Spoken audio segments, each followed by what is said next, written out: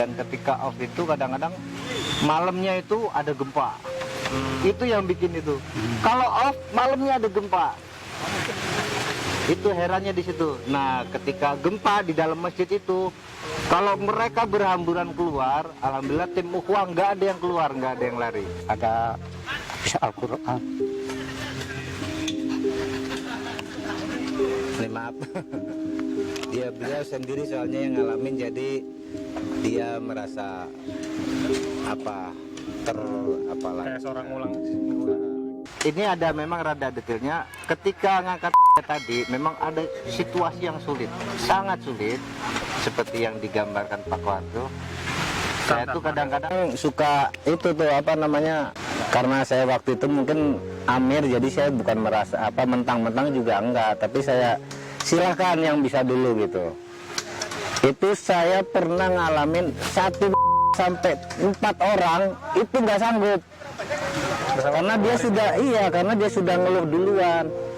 Pertama ditarik, dadanya kena tapi kepalanya ketinggalan. Nah itu yang bikin ngeri. Copot itu palanya. Copot palanya, saya tuh kamu akalin. Yang ini nggak bisa, nggak bisa Mir. Kita minta ampun aja lah sama Allah bahwa kita ini kesulitan ngangkat ini. Sekarang ikhtiar dulu, maksimalkan. Sekiranya saya bilang. Baru alhamdulillah setelah saya akalin dia dapat. Itu ada beberapa dan memang ada yang unik di sana. Uniknya kenapa? Saya pernah ngangkat anak kecil yang nyampir lah nyangkut di pagar gini nih, dan itu nggak bau. Dan ada saya juga ngalamin ibu sama anaknya di tempat itu juga nggak bau, sampai saya nggak percaya, bekasnya itu saya cium lagi gitu nggak bau, itu anehnya. Bahkan ada di kelompok yang lain itu yang dia nemu yang masih berjilbab, masih utuh, nggak bau, dan rata-rata yang kita angkat itu kayak film horor aja. Begitu dibalik itu matanya udah nggak ada, itu masih utuh, masih tetap merem dan tidak bau. Nah kira-kira dia jilbabnya masih utuh, masih nempel. Sedangkan yang lain itu saya katakan sih mungkin 90% tidak berbusana. 90% tidak berbusana. Hanya ada beberapa kejadian yang unik lah menurut saya, itu walau alam bisa masalah kesananya, kira-kira itu. Yang pakai jilbab saya membeli, yang pakai jilbab itu ketemu di dompetnya itu dia tapi Al-Quran. Jadi Ada kartu namanya Hafiz Quran. iya, ada bisa Al-Quran. Ini maaf. Beliau sendiri soalnya yang ngalamin, jadi dia merasa Kayak seorang ngulang itu lagi ya. Itu artinya mungkin kalau saya tidak seperti beliau lah yang bisa merasakan itu, walaupun saya tapi pernah mengalami hal seperti itu, yang saya ngangkat ibu-ibu ininya udah itu, terus di perutnya ini kelihatan kepala bayi di dalamnya. Itu waktu itu yang saya juga sampai hampir nangis saya waktu itu, karena ngelihat kepala di ibu yang perutnya itu sudah dimakan itu binatang. Itu kadang-kadang ya begitulah, sampai Itu saya tambahan begitulah, kurang lagi lebih. ya. Waktu di Durung itu bukan Durung lah, Blangkrung. Blangkrung itu ada tempat bekas rumah ya kan. Jadi tempatnya itu ketindih beginilah ya. Posisinya. Posisinya ini begini. Kata saya jangan diangkat ini. Wah dia akan namanya anak-anak, pingin cepat-cepat dapat gitu. Tarik aja itu, main tarik, lepas tuh lehernya. Kata saya jangan diangkat ini, belah sini yang diangkat. Jadi kan jauh tuh itu. Jadi nggak kena. Akhirnya dari sini bisa itu, tapi udah kepalanya Udah lepas. Nah dari sini kan nggak bisa orang urung-urungnya gitu. Nah nggak enaknya jadi orang kecil di situ. Katanya orang yang kecil aja Pak Kohar suruh masuk. Jadi saya ngambil kepalanya itu. Jadi udah kepala badannya udah keangkat semua, tapi kepalanya itu ketinggalan. Jadi saya yang masuk ke sana. Karena badannya kecil. Karena badannya kecil, hanya Pak Kohar aja yang kecil tuh. Nah, akhirnya Bismillah aja ke sana. Saya cabut itu kan ada giginya, ada gigi emas. Kata ini, gimana tuh ngelepasinnya gigi emasnya itu? Ya, karena saya orang tukang itu apa istilahnya tukang bercanda, tonjok aja kata saya biar lepas. Akhirnya dipukul gitu, rontok. Nah, terus gigi emasnya saya plastikin, kasih amirnya itu Wahyu di KS, udah ke masjid. Hati-hati aja Ustaz, nanti malam didatengin. Nggak mau ngambil sih Ustaz. Ya lanjut ke itu ya apa namanya. Ada ini nggak Kang? Misalnya penemuan apa gitu dari sekian banyak evakuasi, apa uang atau emas atau perhiasan mungkin? Itu Mbak, itu ada. Aja gitu. nggak diceritakan lagi, hampir Kalau pasti itu dapat. setiap evakuasi dapat dan kami semua insya Allah tertib. Jadi setiap apa yang kita dapat diserahkan kepada amir kita. Adapun kesananya wallahu alam ya, mungkin itu untuk apa sih yang saya dengar sih nantinya disumbangkan untuk masjid atau ke sosial lainnya, ke maslahat umat lah. Itu yang saya tahu. Nah adapun hiruk pikuknya ngangkat itu seperti itu, bahkan memang ada yang unik-unik kalau diceritakan mungkin bisa seharian mungkin ya. Nah sampai kita kepada apa tadi Idul Adha, Idul Adha, kurban. Ya yang biasa di sini ya ramai gitu kan, malam ada takbiran, terus apa sih suasananya riang lah, gembira, lebaran gimana. Nah di sana itu suasana lebaran tapi sedih. Pertama di kampung orang, kedua setelah hari hanya itu nggak ada korban, Nggak ada pemotongan ya? nggak ada pemotongan, tapi untuk di wilayah kita karena di situ ngumpul para relawan, sedangkan yang korban di situ nggak ada, dia adanya di tempat-tempat besar. Kalau saya memahaminya begini, karena di sana waktu saya evakuasi saya menyaksikan sendiri itu banyak binatang apa kayak kambing, sapi itu banyak meninggal yang mati gitu. Jadi kalau mungkin untuk penduduk sekitar situ mungkin ya nggak mungkin lah korban, apa yang mau dikorbankan kan gitu. Ya alhamdulillah kita dapat perhatian juga dari Pema itu, dikirimin lah ya sekedar buat apa sih, wangi-wangi lah. Nyata-nyata. Jadi ada sekedar buat itu.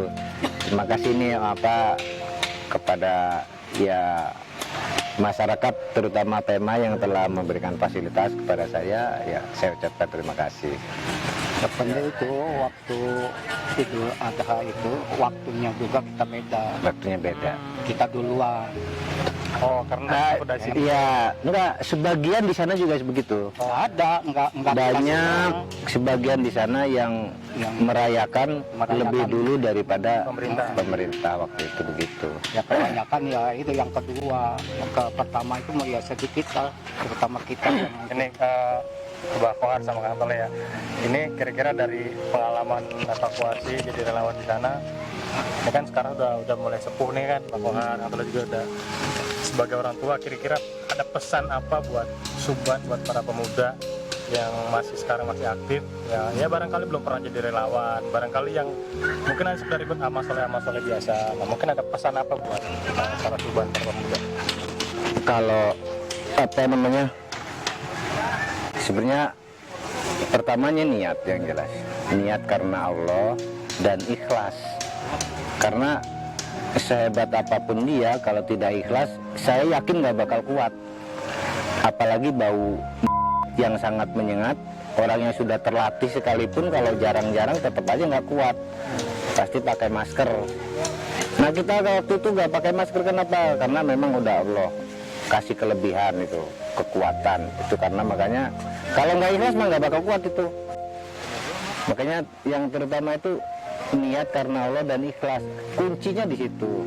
Karena apa, dalam perjalanan itu kalau nggak ikhlas itu yakin itu bakal teruji. Ini Pak Kohar di sana kalau dia mandangnya saya mustoleh sebagai anak kecil, anak muda, dia nggak bakal taat sama saya. Tapi karena beliau memandang saya amir, makanya dia Walaupun saya bentak juga taat, karena pernah suatu kejadian termasuk Pak Kohar salah satu di dalamnya itu yang kena bentak sama saya. Tapi beliau terus langsung mengingatkan yang lain tuh, makanya kalau Amir belum nyuruh tuh jangan sembarangan katanya, taat gitu. Waktu itu pas kejadian mau pulang udah pada naik mobil, padahal saya belum nyerahin naik mobil. Saya bilang yang masih ngakuin saya sebagai Amir turun dari mobil. Alhamdulillah pada waktu itu pada turun tuh waktu Pak Kohar yang itu anak-anak tuh. Makanya tuh kalau Amir belum itu jangan buru-buru, nah itulah kurang lebih. Yang lain juga pada ya saling mengingatkan lah. Pentingnya taat sama Amir dia. Pentingnya sama Amir itu kalau ditutup sangat penting. Dengan ego masing-masing itu pasti. Kan logikanya saya nggak mungkin berani sama Pak Kohar karena Pak Kohar orang tua. Tapi pada momen tertentu saya harus tegas dan Pak Kohar juga harus menentukan sikap bahwa saya harus taat sama Amir. Nah itu pentingnya Amir, kira-kira begitu. Nah Pak Kohar itu tahu itu kalau saya marah itu tahu. Pak Kohar, kira-kira ada pesan apa nih buat anak-anak? Pesan saya kepada anak muda, sebab Imam Muhyiddin Hamidi pernah mengatakan nanti kalau sudah di lapangan kita ngumpul, dari wataknya itu bakal kelihatan. Ya biasanya di rumah tukang lempar piring bisa melaksanakan di sana itu, karena apa egonya masing-masing itu bakal kelihatan. Kecuali kita kembalikan apa yang dikatakan Mas Soleh itu, walaupun saya tua, kalau merasa makmum itu kita taat, jangan merasa ego. Wah, saya lebih tahu pengalaman begini, nggak usah. Kita terutama taat lah pada Amir. Maka kata Imam Muhyiddin Hamidi pernah waktu mau berangkat, Pak Kohar nanti watak-watak mereka itu akan kelihatan. Sabar kata Imam, jangan apa egonya sendiri-sendiri. Nah, memang dibuktikan di sana yang kurang taat ya itu diuji oleh Allah. Makanya kalau ingin benar-benar mau apa istilahnya jadi relawan amal soleh, ikhlaskan semua. Selain imam itu kan makmum, nah imam mempercayakan ke Amir, kita taat. Soalnya wakil dari imam, kita menyala. Walaupun Amir ada kan, Amir sampai nyemplung api, tapi ada yang taat, ada yang enggak kan. Nah itu yang taat benar karena taat. Nah yang enggak taat itu kalau Amirnya salah, nggak diingatkan kan gitu. Nah itu tetap kita mentaati Amir itu wajib, walaupun siapa orangnya, dan jangan lihat orangnya itu Amir itu siapa, yang penting dia diangkat Amir oleh imam, itu kita wajib taatnya. Kalau kita menjalahi dari ketaatan Amir sedikit aja, jangan coba-coba. Apalagi di lapangan semua itu akan teruji. Yang begini. Contoh, Ikhwan kita yang dari Banjar itu kan, waktu pertama mau apa istilahnya mau melihat dulu ya pakai mobil. Semua sampai naik semua. Padahal nggak diamanatkan naik. Yang diamanatkan beberapa orang. Jadi mobil itu nggak kuat, naik di atas semua. Begitu hidup nggak kuat, balik lagi kan ngerempenya kan pinggangnya patah. Nah itu bukannya dia di apa istilahnya mau amal soleh untuk jadi relawan, malah dia sampai kan dikembalikan lagi. Nah itulah contoh dari nggak mau ketaatan dari keamiran itu. Makanya kita wajib kepada anak muda itu, terutama ini hati kita apa istilahnya kita jaga. Nah, jangan mempunyai rasa saya lebih punya pengalaman, jangan. Di lapangan itu ahlinya begini begitu, kalau Allah udah nggak ridho itu lupa pengalaman apapun gitu. Padahal kita dari pengalaman pertama kan belum ada latihan, belum ada. Kita berangkat ya apa adanya itu. Tapi alhamdulillah sampai ke sana punya gelar kita apa namanya? Tim pemburu. Tim pemburu.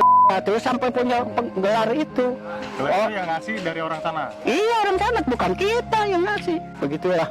Jadi pesan-pesan kami kepada anak-anak muda, nanti bukannya kita mengharapkan adanya musibah, tapi kalau ada musibah, ada amanat dari imam, jagalah kebersihan hati kita, terus mentaati amir, tertib, disiplin. Nah itu, ikhlas kesananya.